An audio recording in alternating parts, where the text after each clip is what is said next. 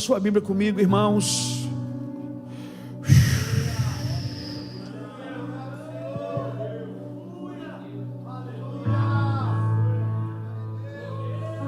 Eu sinto um recomeço aqui, eu sinto um renovo. Faz outra vez. Sinto isso, faz de novo. Faz outra vez. Faz outra vez, como na primeira vez. Faz outra vez. Faz outra vez. Oh, aleluia. Faz outra vez, como na primeira vez. Eu quero continuar aí falando de aliança, de paternidade, de vinho novo. Mensagem está no ar, de deixar velhas estruturas para entrar no novo de Deus. Abra comigo Isaías capítulo 26. Oh, aleluia. Surpreenda-me de novo, Rei dos Reis, como na primeira vez. Surpreenda-me de novo, Rei dos Reis, como na primeira vez. Clamamos a Ti, Senhor, surpreenda-me de novo, Rei dos Reis, como na primeira vez. Isaías 26, versículo 15 diz assim: Tu, ó Senhor, aumentaste o povo e te fizeste glorioso. Tu alargastes os confins da nação. Senhor, na angústia te buscaram. Vindo sobre eles a tua disciplina, derramaram a sua oração secreta. Tudo bem, estamos indo, estamos fazendo, jejuando, orando, buscando. Com a mulher grávida, quando está próxima a sua hora, tem dores de parto e dá gritos nas suas dores. Assim fomos nós por causa da tua face, ó Senhor. Concebemos nós e tivemos dores de parto, mas isso não foi senão vento. Livramento não trouxemos à terra, nem nasceram moradores do mundo. Mas os teus mortos viverão, e os seus cadáveres ressuscitarão. Despertai e exultai os que habitam no pó. O teu orvalho, ó Deus, é como o orvalho das ervas, e a terra lançará de si os mortos. Vai, povo meu, entra nos teus quartos e fecha as tuas portas sobre ti. Esconde-te só por um momento. Esconde-te só por um momento, até que passe a ira. Aleluia. Aleluia. De novo, esconderijo. De novo, espera. O Senhor está sinalizando coisas profundas aqui, irmãos. Coisas profundas. Nós fomos chamados para ser homens e mulheres de aliança. Tem coisa que na sua vida pode passar, pode acabar. Às vezes você está num relacionamento muito tempo, acaba um monte de coisa, mas a aliança não. A aliança, ela tem um poder permanente de renovar você. Quando você tem uma aliança, pode acabar o dinheiro, pode acabar o sentimento, pode acabar o prazer, mas a aliança, ela tem o poder de renovar sempre. Quando você tem aliança com algo, com alguém, principalmente com Deus, com o seu cônjuge, com os seus amigos, a aliança, ela tem que passar por dificuldades, porque ela só é aliança se ela se ela superar o tempo, se ela superar a dor, se ela superar as frustrações, as decepções. Não existe aliança sem decepção. Não existe aliança sem frustração.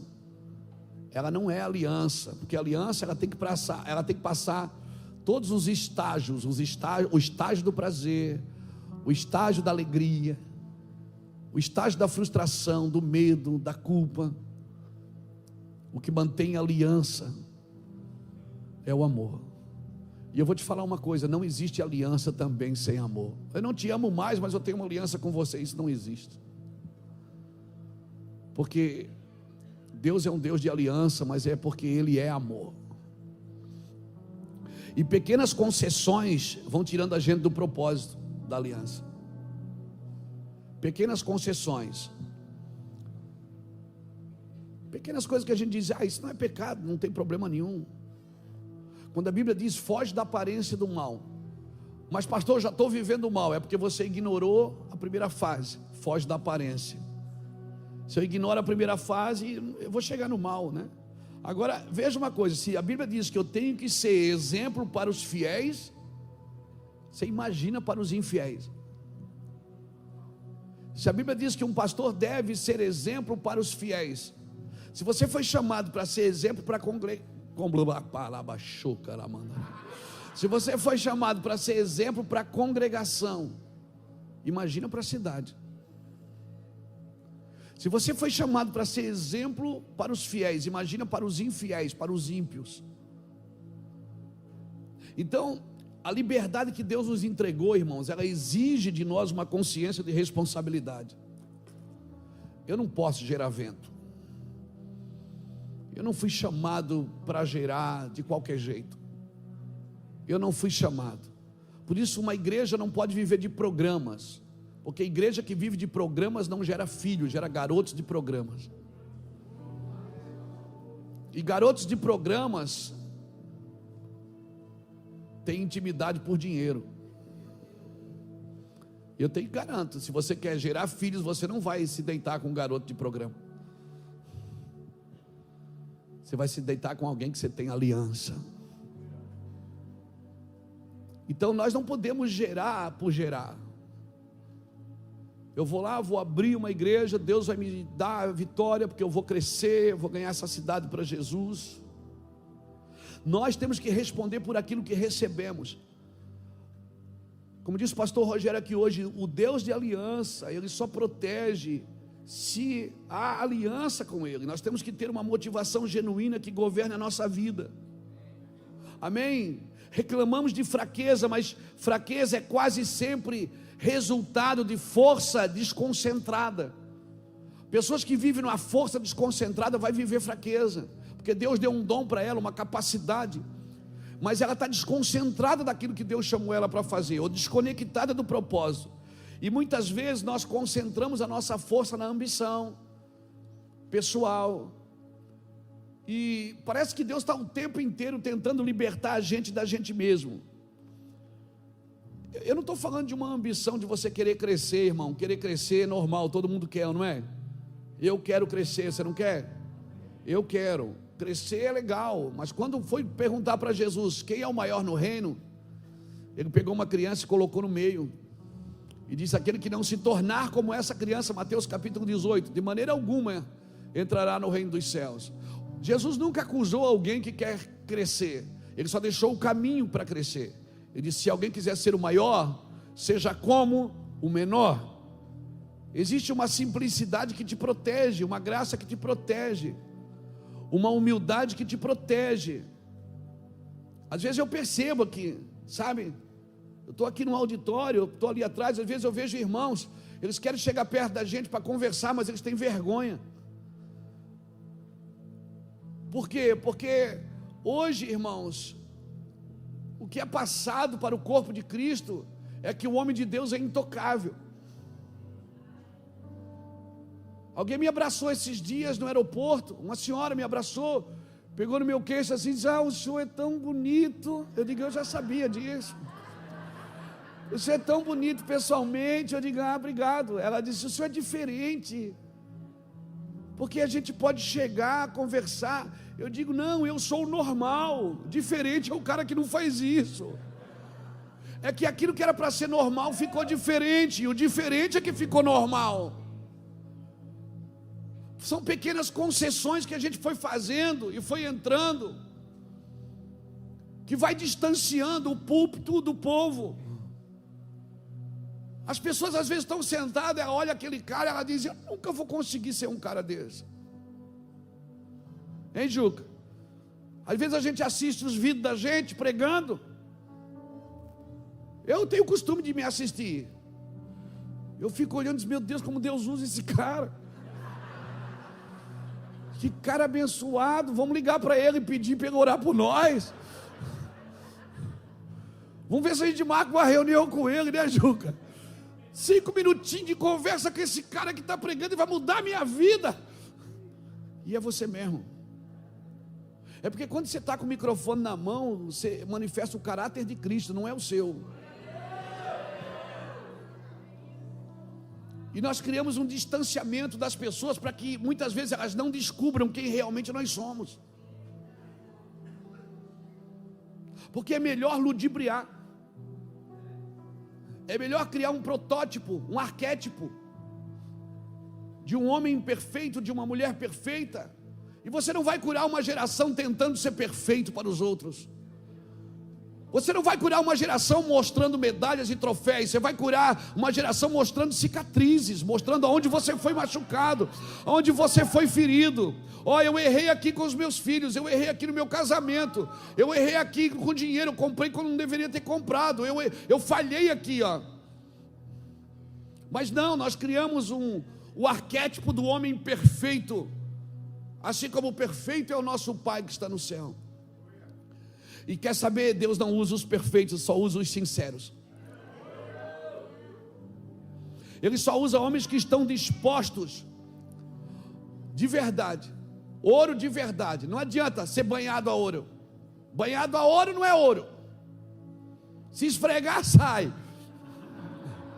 Aparece o cobre, né, Dores? Aparece o cobre lá de dentro. Mas é de ouro? Não, é só banhado. Não, irmão, o crente não pode ser banhado a ouro, não. Não pode ter cor de ouro, não pode ter brilho de ouro. Ele tem que ter vida de alguém que foi refinado pelo poder de Deus, onde o fogo passou e o purificou. Amém, irmãos? Amém? Então não dá para viver de remendo. Ou eu vivo de remendo, ou eu vivo de renovo. Então talvez eu preciso parar alguns dias. Talvez eu preciso parar e refazer, como disse todo mundo que passou aqui. Talvez chegando em casa agora eu vou precisar parar um pouco e pensar: será que tudo que eu estou fazendo faz sentido? Eu não estou cansando demais? Eu não estou deixando a expectativa das pessoas ditar o ritmo da missão de Deus na minha vida? Se o que eu estou gerando é de Deus mesmo? Porque olha aqui, tivemos dores de parto, tivemos todas as contrações de uma mulher que está gerando. Como igreja, nós não podemos, no dia de parir, não ter nada para mostrar. E ele disse: olha, quando nasceu era vento. Cura para a terra a gente não trouxe cura, livramento a gente não fez nada. Por quê? Porque era vento, era uma gravidez de mentira. Não era gravidez, era gases.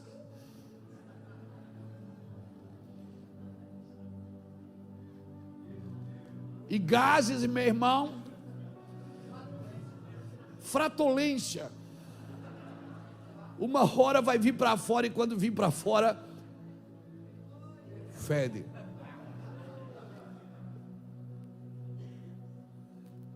E não é só você que vai sentir o cheiro. Porque quando você está gerando algo de verdade, você se alegra quando nasce, e quem está com você se alegra quando nasce, celebra quando nasce, presenteia quando nasce. Mas se for gás, meu irmão, vai todo mundo sair de perto de você e dizer: está podre, desgraçado, bicho miserável. E eu pensei que ele estava esperando algo do Senhor, e não era do inferno. Então eu preciso definir o que eu estou gerando. Tem todas as contrações de uma igreja abençoada, tem tudo pronto, tudo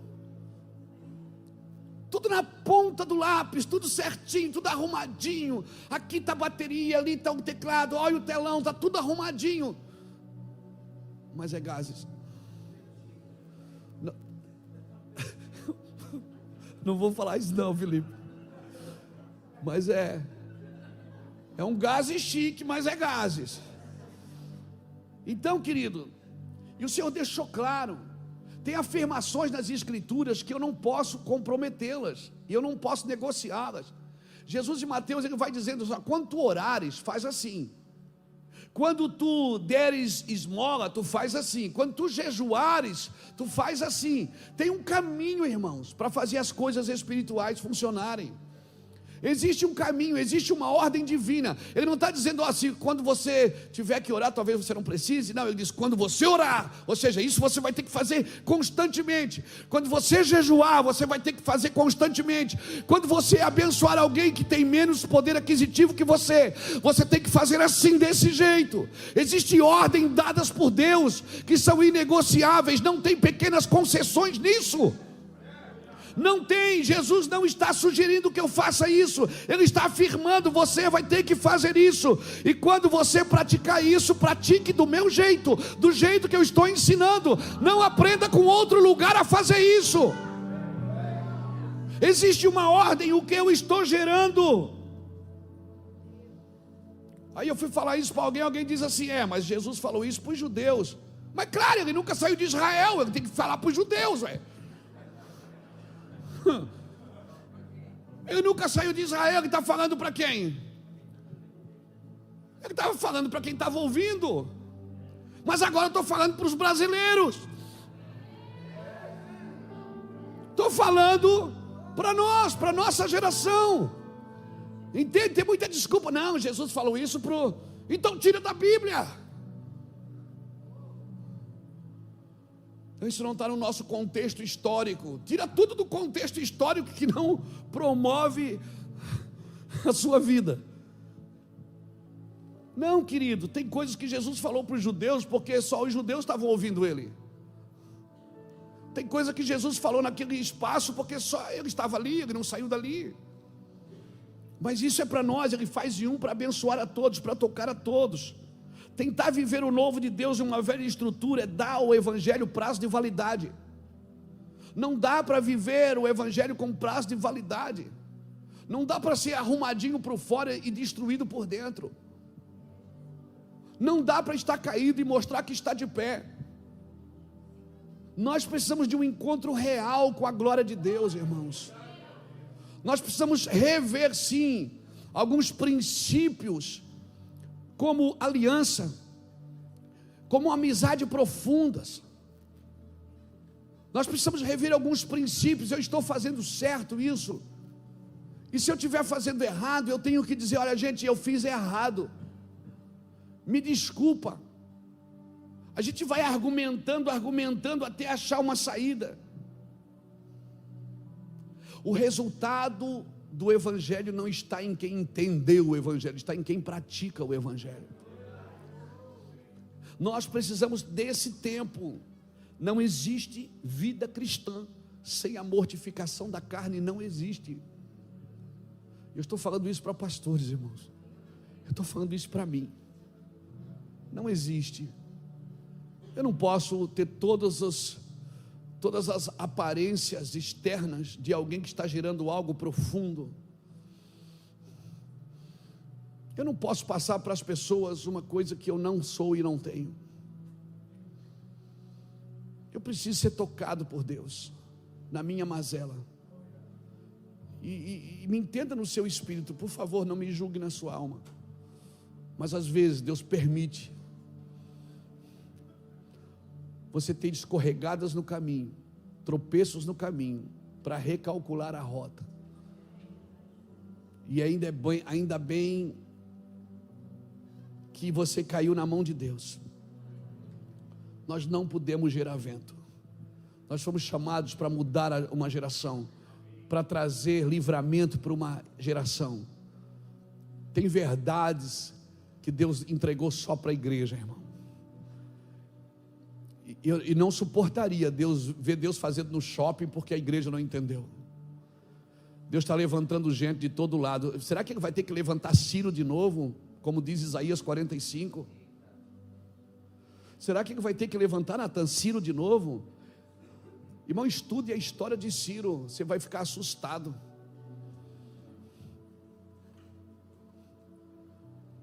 Ciro, que tudo indica que Ciro era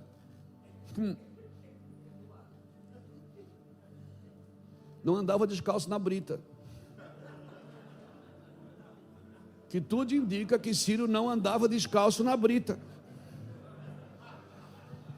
E sabe como é que Deus chama ele, Isaías? Meu ungido. Embora ele disse, embora tu não me conheças, eu irei adiante de ti, quebrarei as portas de bronze, despedaçarei os ferrolhos de ferro. Espera aí, o senhor está dizendo que Ciro era... Irmão, Medo, Pérsia, na época, Grécia, você sabe, assiste filmes como Alexandre o Grande. Eles tinham relações com mulheres para procriação, para ter filhos, mas para ter prazer era a relação com o homem. Exatamente. Estude a história de Ciro. Eu não vou entrar aqui porque eu quero gastar mais tempo com outra coisa. Mas Isaías, sabe como Isaías diz? Eu iria diante de ti, quebrarei as portas de bronze, despedaçarei os ferrolhos de ferro. Peraí, o senhor está dizendo que Deus regulamentou o pecado? Não, irmãos. Eu estou dizendo que se Deus não puder usar a santidade da igreja para tocar o mundo, Ele vai usar o pecado do mundo para acordar a igreja.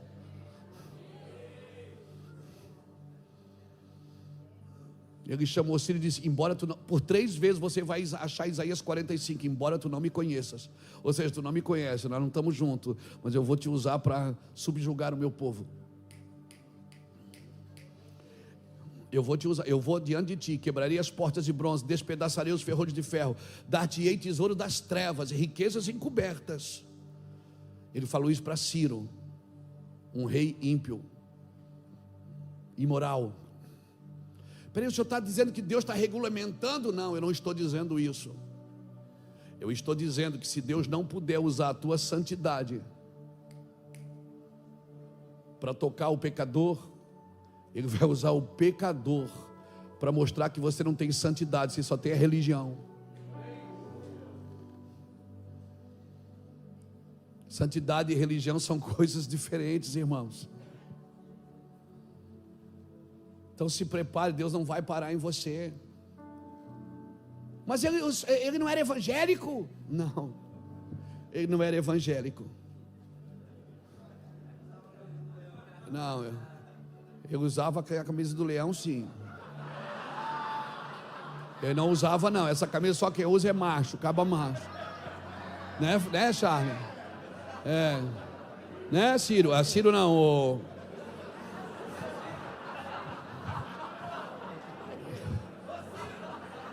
Meu amor, eu quero pregar, mas eles não deixam aqui, ó. Deixa eu te falar. Não, você está rindo, vai rindo. Deixa eu te falar uma coisa. Quando você olhar para dentro de você, você precisa discernir o que você está gerando. Nós brincamos, irmãos, rimos, é legal, é engraçado. Eu sou o cara da brincadeira. Isso não me tira do sério, não. E não me tira do propósito, não. Eu brinco. Não brinco com as coisas sagradas, mas eu gosto de me divertir. E estou no evangelho para me divertir. Santidade para mim não tem sinônimo de cara feia.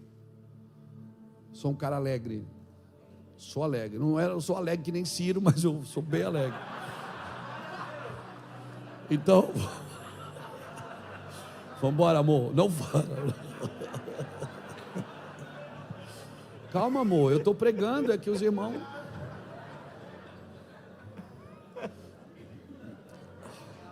Minha esposa aqui da igreja evangélica. Glória a Deus. Não, vou me comportar aqui. Então vamos lá. Você tem que olhar para você e discernir o que você está gerando. Você precisa fazer uma avaliação no seu ministério. Está só tudo dando resultado. Deus não te chamou para dar resultado, te chamou para dar fruto. E às vezes, para voltar a dar fruto, eu preciso parar de dar resultado. Porque o meu resultado só comunica, muitas vezes, que eu só estou dando resultado e não estou dando fruto. O fruto permanece, o resultado não. Porque quando chegar alguém que dê um outro resultado melhor do que o meu, eu vou querer copiá-lo. O fruto não. O fruto Deus entregou para você. É na sua identidade, é do seu jeito. Você vai dar fruto segundo a sua espécie.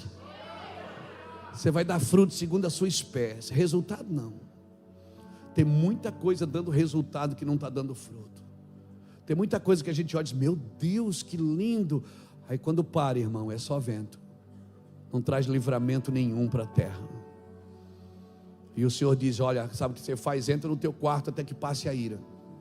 Deus está dizendo o seguinte: volta para o teu quarto. Volta para lá. Os mortos, os teus mortos viverão, os teus cadáveres ressuscitarão. Despertai e exultai os que habitam no pó. O teu orvalho, ó Deus, é como o orvalho das ervas. A terra lançará de si os seus mortos. Vai, povo meu, entra no seu quarto e fecha a tua porta. Foi aqui que Jesus citou, lá em Mateus, quando Jesus disse: entra no teu quarto e fecha a tua porta, que o Senhor que está em secreto te abençoará. É isso que ele estava dizendo. Ele está dizendo assim: ó, você não pode gerar com o outro. É isso que o apóstolo Paulo falou. Agora eu vou chorar. Efésios 5, versículo 30 e 31, Paulo falou: deixará o homem a sua casa, se unirá à sua esposa, e serão os dois uma só carne. Paulo para e diz: grande é esse mistério. Grande é esse mistério. Você não pode gerar sem Cristo. Ele é o teu noivo. Entra no teu quarto. Eu já contei isso uma vez, mas eu não me envergonho de ter que vos falar as mesmas coisas. Quando a Iraci foi ganhar o Samuel, eu fui filmar o parto. E a coisa mais extraordinária que você pode ver quando você não desmaia. Eu peguei uma maquininha, abri ela e fiquei filmando o parto da Iraci. A Iraci fez uma cesárea. Quando a médica tirou o Samuel de dentro dela, eu dei um grito. E ela fez assim: calma, pai. E Deus começou a falar comigo. O Senhor disse assim: sua esposa carregou essa criança por 9 meses, ela alimentou, ela transferiu os sentimentos, ela segurou aqui até agora, mas quem colocou essa criança ali foi você. Luiz, não faça nada para gerar. Se você entrar no teu quarto e não tiver vergonha de tirar sua roupa e mostrar para mim a sua nudez, eu vou entrar lá e eu vou engendrar a vida dentro de você. Amém? Porque quem gera, filho, é a igreja, mas quem coloca o filho. Por isso que filhos não podem nascer de programas, filhos não podem nascer de eventos. Legal, você pegou o evento aqui, você ficou animado, até amanhã você vai estar queimando. Meu Deus, pastor, quero andar com vocês. Ok, vamos andar, mas o que vai definir mesmo é se você vai até o fim. Nós vamos até o fim juntos, respeitando a falta de sentimento, respeitando a falta de recurso, respeitando a falta da presença. Aliança é isso, irmãos. Então nada dessa terra pode gerar a vida de Deus dentro de você. Nada nessa terra pode gerar, porque é o noivo que coloca a semente na noiva. Quando você gera filhos legítimos para o Senhor, você fica tranquilo, você não precisa mais falar de dízimo para eles, você não precisa mais falar de ofertas para eles, você não precisa mais falar de aliança com eles. Porque filhos legítimos, irmãos, eles estão sempre se preparando, eles estão sempre se afinando, sempre se aperfeiçoando para fazer o melhor. Nós somos gerados por Deus. Nada dessa terra, não adianta você enfeitar, não adianta ter enfeite se não tem beleza. Não adianta ter cama se não tem sono, ter casa se não tem lar. As coisas externas, elas não podem construir a vida de Deus dentro de você. Por isso nada vai acontecer fora de você sem acontecer dentro de você primeiro. Você não pode gerar vento, não pode, nós não podemos perder isso, irmãos. Essa casa vai fazer 22 anos agora em fevereiro. Dia 8 de fevereiro faz 22 anos. Nós já vivemos tantas dificuldades, tantas necessidades, tantas confusões, tantas brigas, mas a gente está aqui junto, superando todas as coisas. Nenhum homem vai conhecer a glória de Deus sem viver uma vida de superações. Nenhum homem vai ter um encontro real com Cristo se ele não viver uma experiência negativa primeiro. Ele precisa ter experiências ruins, irmãos. Você precisa encontrar o diabo todo dia. Todo dia você precisa ser tentado, ser perseguido, ser caluniado, ser agredido moralmente. Todos os dias você vai encontrar alguém que discorda. Todos os dias. Isso vai ser até a volta de Cristo. E isso prova que você está indo no caminho certo. Glória a Deus. As trevas não têm comunhão com a luz, irmãos. Não tem. Nós não podemos gerar vento, porque Deus espera que a gente dê uma resposta para o mundo. Deus confiou à igreja uma resposta. Então uma teologia que não traz respostas para uma demanda que o mundo tem, não pode ser de Deus, irmãos. Somos ortodoxos, mas não somos ortopráticos. Temos explicações para teses, mas não temos vida prática. Nós precisamos ter vida prática.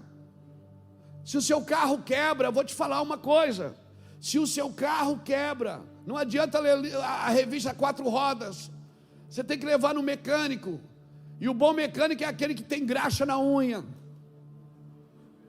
Amém? Uma mulher grávida a caminho do hospital, ela não precisa de uma top model, ela precisa de uma parteira. Louvado seja Deus. Nós fomos chamados para gerar. Isso não tem problema a gente viver também junto disso, porque a gente desfruta disso, é ou não é? Não é legal ser reconhecido?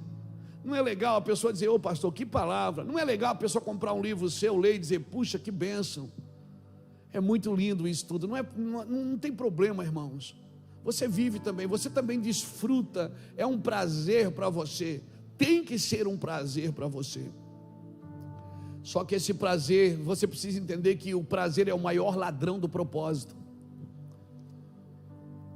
O prazer é o maior ladrão do propósito. E você tentar viver prazer saindo do propósito, esse prazer tem prazo de validade. Ou você vive um prazer dentro do propósito, ou você vai viver o prazer e vai perder o propósito. Abra comigo Gênesis capítulo 38.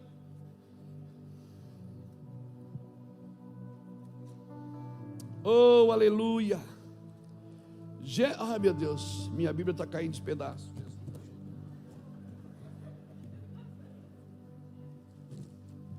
Gênesis 38.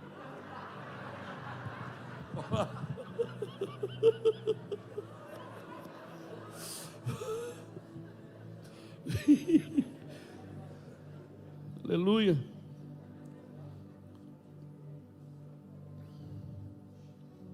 Aleluia. Gênesis 38, versículo 1 diz assim, ó: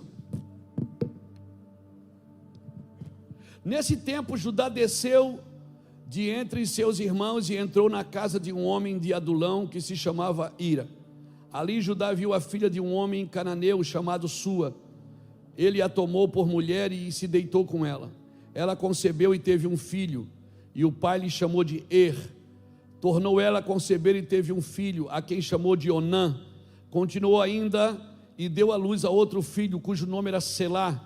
Foi em Quezibe que ela lhe deu à luz. Judá tomou uma mulher para o seu primogênito, o nome dela era Tamar. Porém, o primogênito de Judá era um homem mau aos olhos do Senhor, pelo que o Senhor o matou. Ele era um homem mau aos olhos de quem? Tem homens bons aos olhos do povo, mas diante do Senhor é um homem mau. Tem homens bons fazendo coisa errada, e tem homens maus fazendo coisa certa. Mas o Senhor sabe quem é bom e quem é mau, porque Ele conhece o coração de cada um. Olha aqui, Judá tomou uma mulher para o seu primogênito e deu o nome, e o nome dela era Tamar. Porém, o primogênito de Judá, era um homem mau aos olhos do Senhor, pelo que o Senhor o matou. Então disse Judá a Onã: deita com a mulher do teu irmão, e cumprindo-lhe o dever de cunhado, suscita descendência a teu irmão. Onã, porém, sabia que a descendência não seria dele, de modo que sempre que se deitava com a mulher do seu irmão, derramava o sêmen na terra, para não dar descendência a seu irmão.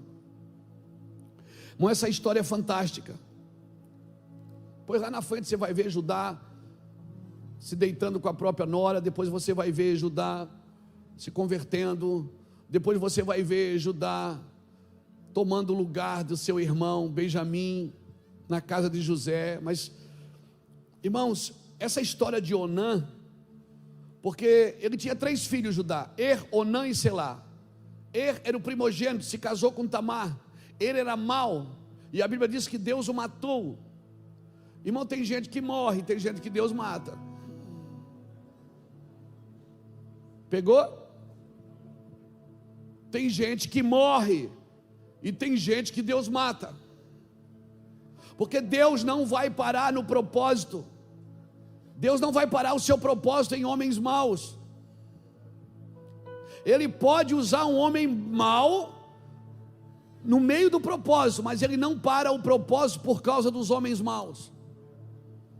Se casou com Tamar, e era mau, Deus o matou. E aí, na época, não tinha filho. Então Judá chamou o filho seguinte, o filho do meio, e disse: meu filho, as nossas obrigações de família dizem que agora você tem que casar com a sua cunhada, e você precisa gerar um filho nela, porque o seu irmão não deixou descendente. Disse: tudo bem, pai, deixa comigo, é para dormir com a mulher do meu irmão, deixa comigo. Ele foi, se deitou com ela, só que na hora do coito, a Bíblia diz que ele lançava o sêmen na terra, e porque ele fez isso, Deus também o matou. Irmãos, Onã talvez seja a síndrome de muitos pastores nesses dias, a síndrome dos onanitas. Se eu fosse colocar um tema nessa mensagem, eu chamaria a síndrome dos onanitas. Qual é? É aqueles que querem ter prazer com a mulher do irmão mais velho. Quem é o irmão mais velho? Quem é a noiva dele? Líderes que querem ter prazer com a mulher do irmão mais velho, só tem prazer, mas não geram nada nela, não deixam descendência para o seu irmão, não constroem nada com ela, só tem prazer, na hora do prazer é comigo, mas não tem propósito com ela. Você está pegando isso no seu espírito? Eu já falei disso, irmãos, há uns 10 anos atrás. Eu estou repetindo, porque talvez você nunca ouviu.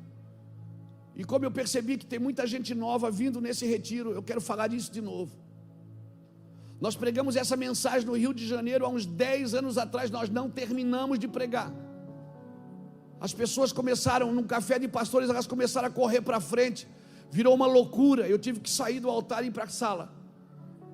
Foi uma loucura, foi uma sentença liberada. Deixa eu te falar, você, o seu irmão mais velho, foi para a eternidade. Embora eu não possa comparar muito com Jesus, porque Jesus era bom e é bom até hoje, e permanece bom e intacto. Mas deixa eu fazer uma analogia aqui, uma simbologia. O teu irmão mais velho foi para a eternidade, deixou com você a esposa dele, a noiva dele, e disse: olha, gere filho nela, mas entenda, o filho não é seu, o filho é meu. O filho não é seu. Isso não estou dizendo que você não pode chamar um pastor aí, paizão, oh, meu pastor é meu pai na fé. Não tem problema isso, essas linguagens, irmãos, não tem problema, elas não identificam e não desqualificam Deus como pai. Ninguém está tomando o lugar de Deus, mas você está cuidando da esposa do irmão mais velho. O irmão mais velho foi E sabe o que o pai espera? O pai espera que você gere filho na esposa do irmão mais velho. Mas a Bíblia diz que Onã jogava o sêmen na terra, porque ele sabia que o filho não seria dele. Tem gente que ele prefere não fazer, porque ele sabe que aquela pessoa não vai ficar com ele. Como é que eu vou investir num homem que não vai ficar comigo? Como é que eu vou investir num ministério que não vai andar debaixo? Que debaixo do quê, irmão? Eu estou debaixo eu estou debaixo da cobertura. Você não está debaixo de nada. Tira isso da sua cabeça. Ou você está do lado, ou você está junto, ou você está na mesa. Porque se você está debaixo, você é cachorrinho que come o que cai da migalha dos seus donos. Você não tem dono.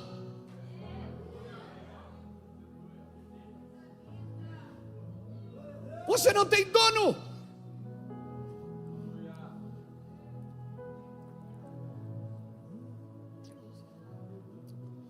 Não importa, irmão, você dizer assim, ó, esse pastor é meu paizão, cara, meu pai na fé. Não tem problema, irmão, essa linguagem é uma linguagem nossa. Isso não desqualifica Deus. Deus é o pai de todos, irmãos. Mas ele morreu. Jesus foi para a eternidade. Ele deixou a noiva comigo. Eu tenho que saber que esse cara não é meu.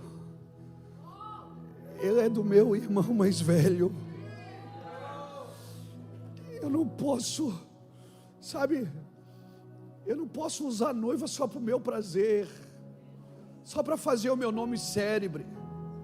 Eu não posso usar a noiva para mim, eu estou gerando para ele. E se nascer um filho feinho, é dele, não é meu. E se nascer aquele meio ruim, desqualificado, aquele filho rebelde, é dele, não é meu. Mas se deixa, é dele, ele gosta, ele quer. Sabe por que Deus também matou Onã? Porque Jesus é descendente de quem? De Judá. Cada vez que Onã colocava o sêmen em terra, ele atrasava a chegada do Messias. Era um dia a menos. Deus disse, não, eu tenho um propósito eterno, eu não posso parar nesse cara que só quer prazer com a minha igreja e não quer propósito com ela. Esse cara que come do altar, vive da oferta, ficou famoso por causa dela, mas só tem prazer, não gera nada nela, não tem responsabilidade com ela, só quer gerar vento, é mistério, não é mistério não, irmão, é propósito de Deus. Jesus é descendente de Judá. Toda vez que Onã colocava o sêmen na terra, ele atrasava um dia a chegada de Jesus. E eu vou te falar uma coisa, só para te lembrar, meu pastor, Jesus está voltando. E se você atrasar,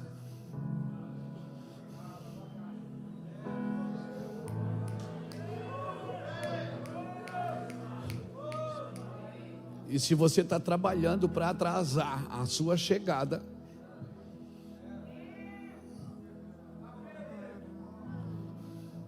estás pego, nego. Jesus está voltando. E ele disse, Luiz, eu vou voltar. Continua gerando filhos. Deixa eles crescerem. Deixa eles aparecerem. Eles vão pregar mais que você. Eles vão viajar mais que você. Talvez eles fiquem mais ricos que você. Talvez eles ganhem muito mais fama do que você. Mas eles são meus.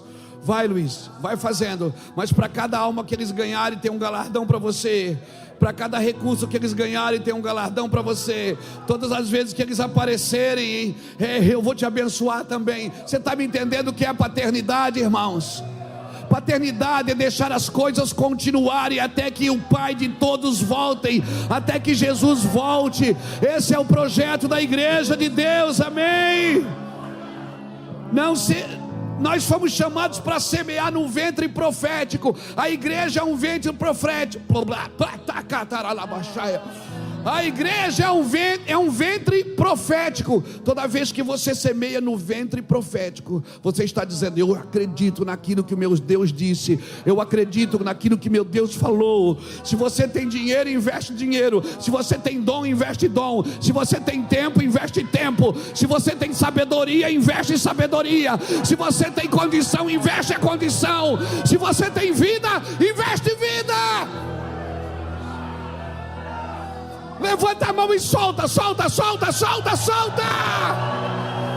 Ah! Solta.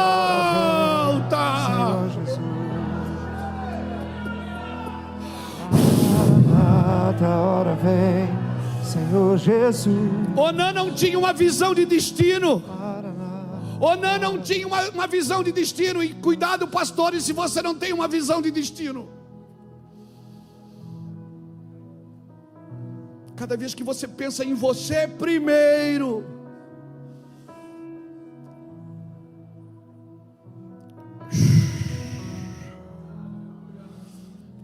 sabe o que é estar na casa do Pai? É lembrar o que o Pai disse: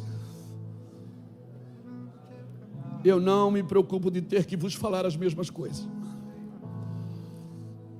Nós precisamos semear no ventre profético. Pastor, mas eu sou empresário, eu não estou na igreja. Se Deus te deu dinheiro, investe. Se Deus te deu tempo, investe. Se Deus te deu sabedoria, investe. Se Deus te deu condições, investe. Põe tudo na mesa para todo mundo comer, para todo mundo se servir. Aleluia. Põe tudo na mesa para todo mundo se servir. Oh, meu Deus. Sabe o que é paternidade? É você olhar para alguém, Rogério, e saber que aquele ventre é um ventre profético. Está todo mundo dizendo que não é, e você diz: eu estou vendo coisas que ninguém vê. Todo mundo vê o que está diante dos olhos, mas eu vejo o ventre. Tem gente que olha para a barriga e diz: olha que barriga linda, está grávido. Não, de repente é só vento. Mas tem gente que olha lá dentro e diz: eu vejo um feto aí dentro, eu vejo um embrião aí dentro, tem algo acontecendo aí dentro. Vai vir para fora no tempo certo. No tempo certo vai vir para fora. Não arrombe portas que ainda não foram abertas. Espera, entra na nuvem, espera ele chegar. Ele vai escrever para você ler, ele vai mostrar para você ver, e ele vai dizer: eu vou fazer, eu vou acelerar o processo. E coisas que você esperou 20 anos vão acontecer em 20 dias, porque a glória de Deus se manifesta na sua vida. Aleluia. Solta, solta a unção. Não segura a unção não. Não segura a unção não. Solta aqui para mim. Oh, aleluia, aleluia, aleluia.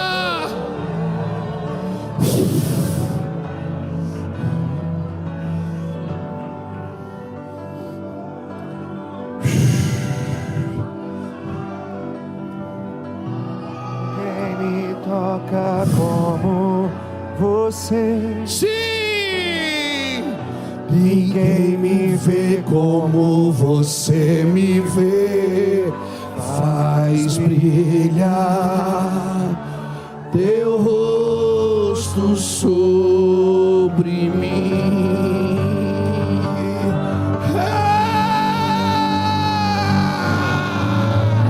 Ninguém me toca como você.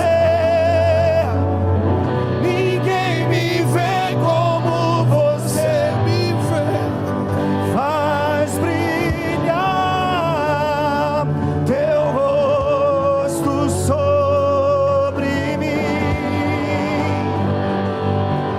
E aqui nesse lugar o céu começa a se abrir, e toda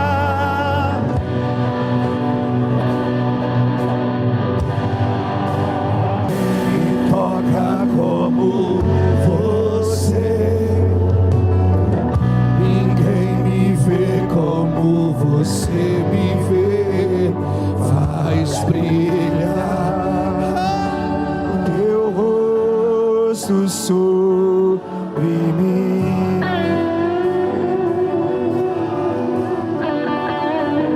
Meu marido, Jesus. Ninguém me toca como Meu marido, Jesus. ninguém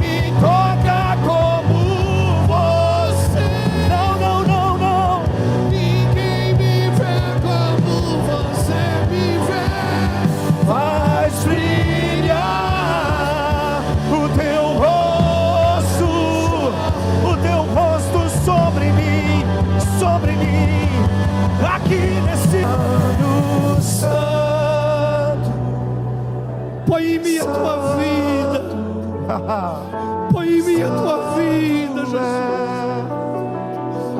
Por favor, põe em mim a tua vida. Gere em mim a tua vida. Eu quero parir vida. Eu quero não fazer nascer vida.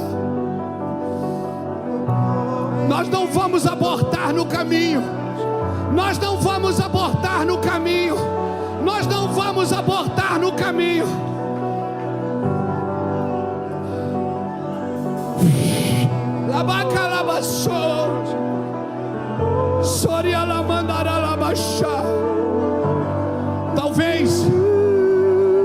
Talvez no caminho você teve um sangramento.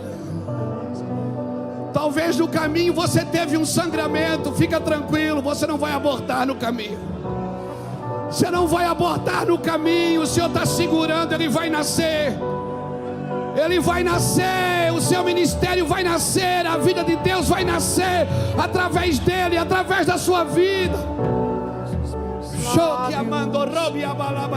Eu te louvo, pois em mim novo cântico, pois em mim hino te louvo. Onã não se criará nesses dias. A síndrome de Onã não se criará nesses dias. Não, Felipe, não vai se criar. Não vai, Felipe. Nós vamos dar fruto segundo a nossa espécie. E nós vamos continuar dando fruto segundo a nossa espécie. Segundo a nossa espécie. Muitos de nós já tivemos sangramentos no caminho. Pensamos que tínhamos abortado, mas não. Jesus disse: segura aí. Segura aí, porque vai nascer. Ninguém me toca como Ele. Ninguém tem a capacidade de entrar num quarto e colocar vida em mim. Ele coloca vida em mim. Ele colocou vida em você.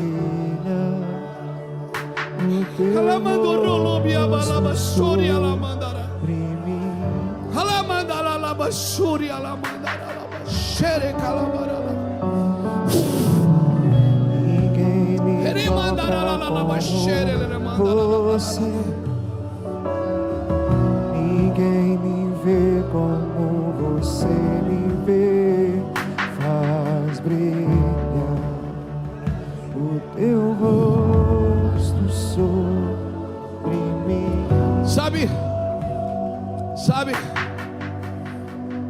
muitos dos nossos filhos hoje, alguns dos nossos filhos foram para o Beto Carreiro hoje.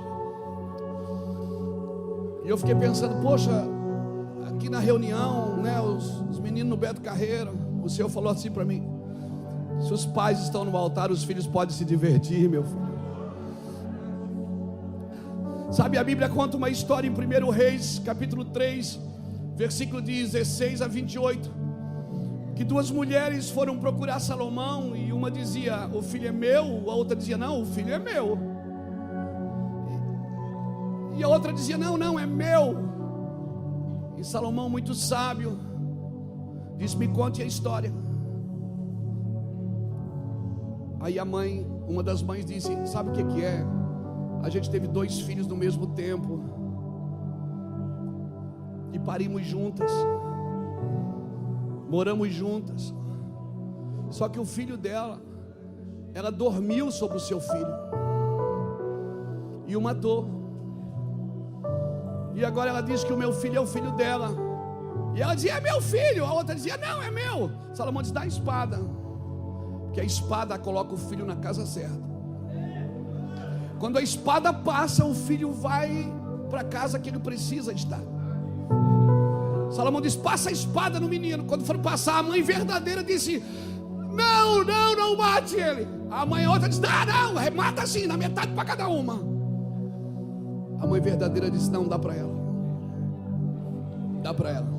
Eu sei que é meu, mas dá para ela. Há anos atrás Deus falou comigo sobre essa passagem. Deus disse: vai nascer 2 igrejas no Brasil. Uma vai dormir sobre a próxima geração e vai matá-la. Há anos atrás Deus falou isso comigo. Tem uma geração que vai matar os seus filhos, vai dormir sobre eles. E o pior, depois de matar os seus, vai querer o filho dos outros. Mas tem uma igreja, Luiz, que é mãe verdadeira. Para ela não importa para onde vai o filho, ela sabe que é dela.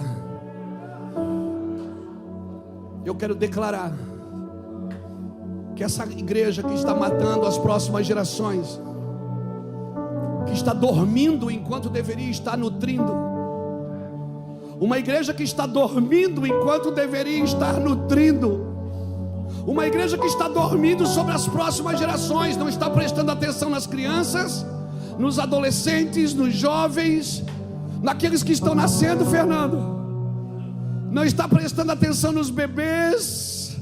Eu não posso ver uma mãe com um bebê no colo que eu ponho a mão e digo: Deus, essa criança é nossa, essa criança é tua, não deixa ela se perder. A mãe pensa que eu estou brincando, eu estou lá profetizando. Eu não passo. As crianças da igreja, quando eu chego na igreja, as crianças correm para mim, trazem presentinho, trazem cartinha, trazem pirulito, rodeado de criança. Eu estou profetizando, a mão na cabeça de um, a mão na boca do outro, a mão no coração do outro, a mão na mão do outro. Vai nascer uma igreja, pastor Júnior, vai nascer uma igreja, e nós não estamos dormindo. Não, olha aqui para mim. O dinheiro não nos tirou do foco, a política não nos tirou do foco, os próximos dias não nos tirou do foco, a fama não nos tirou do foco. Ficamos conhecidos, Juscelio, as pessoas nos seguem na internet. A gente só conhecia a rua que morava, irmão. Ficamos conhecidos, as pessoas oferecem dinheiro para a gente pregar. Ficamos famosos, Felipe. O cara que vendia balinha no sinal ficou famoso. Entrevista presidente, contratos com gravadoras. Mas aí, Felipe, nós ainda somos mesmos, porque não é evento que estamos gerando. Quando nasce no evento, como disse o Juscelio ontem, os nossos filhos têm prazer de congregar. As nossas netas andam de bicicleta na rua falando em língua. Escute o que eu estou falando. Você não tem o direito de dormir sobre a próxima geração, porque o rei vai passar a espada. E se ele perceber que você está dormindo sobre a próxima geração, ele vai tirar o filho da tua mão e vai entregar para quem está nutrindo. Não durma sobre a próxima geração. Fique acordado, dando vida para a próxima geração. Você escute. Jesus está voltando. Nós temos que trabalhar. Nós não vamos ficar jogando sêmen na terra, irmão. Não. Nós precisamos profetizar. Pastor, mas eu já abortei. Abortou? Faz uma raspagem. Como é que é o nome daquilo? Coretagem? Coletagem? Core? Faz uma coretagem. Espera uns dias. Se deita com o seu amado de novo. Espera, ele está mandando, ele está dizendo o seguinte: abortou, perdeu tudo. Meu Deus, eu fiz errado, pastor, abortei. Abortou, faz uma coretagem. Descansa. E entra de novo. Eu vou falar para você: entra de novo.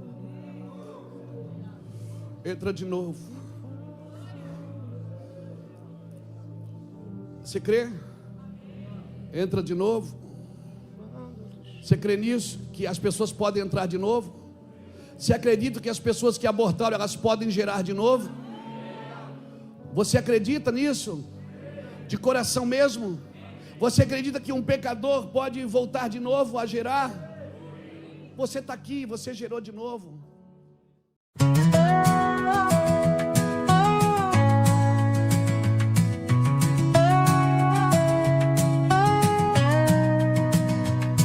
I'm walking down the shoreline of a memory, where the tide once carried what you meant to me.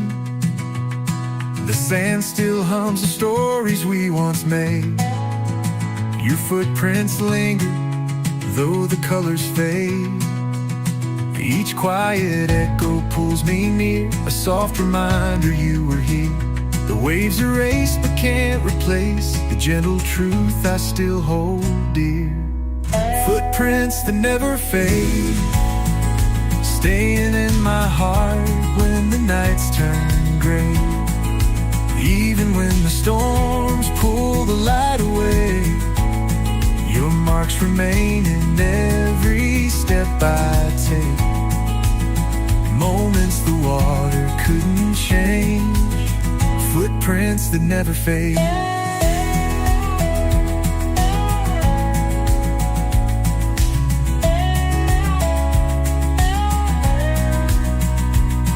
The wind replays your laughter in the open air, a fragile warmth floating everywhere. Though time keeps shifting everything I see, it can't unwrite what you left in me.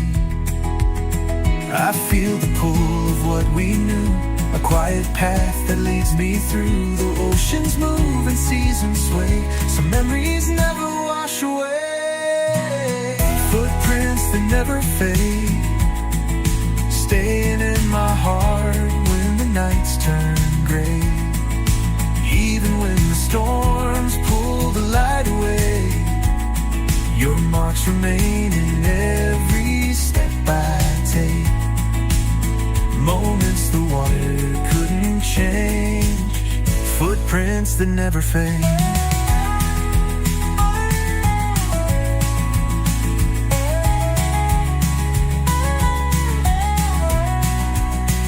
And if the waves rise high tonight, I'll trust the calm beyond their height. For every trace you left behind still lights the shoreline in my mind. Final footprints that never fade, guiding me forward through the changing days. Even when the storms pull the light away, I walk with you in every step I take. Moments the water couldn't change, footprints that never fade.